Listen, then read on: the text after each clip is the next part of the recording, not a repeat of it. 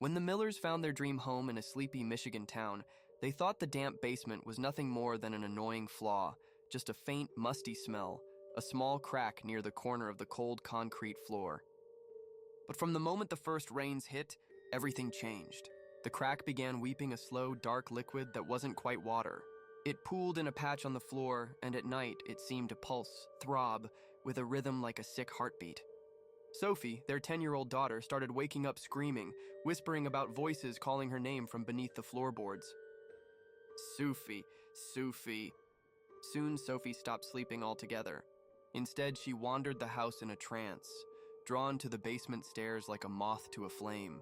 Her hands scratched into the dust on the floor, drawing twisted arcane symbols, sigils older than the town itself. The air in the basement grew cold enough to see breath, and a rancid, earthy smell filled the corners. Then, each night, precisely at 3:13 a.m., the scratching began, nails clawing at concrete, wet slaps echoing from the darkness below. The noises grew louder, desperate, as if something was trapped beneath the very foundation of their home, trying to claw its way out. One morning, the puddle had vanished. In its place yawned a black hole, a gaping pit with edges that seemed to writhe, pulsing as if alive. It sucked the light from the basement, an endless void that seemed to breathe. The house groaned, the floor trembled.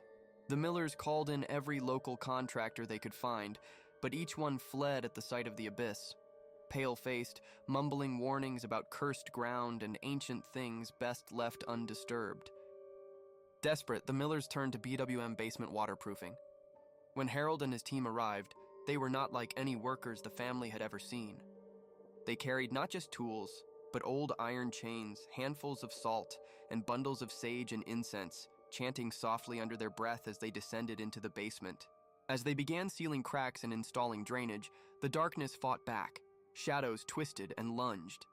The cold deepened into a biting chill that cut through skin and bone. Just as Harold finished sealing the last crack, the pit convulsed violently, and a pale, dripping hand shot out, grasping for the light. It twitched, then disappeared beneath the floor with a wet, slurping sound. Then came the scream.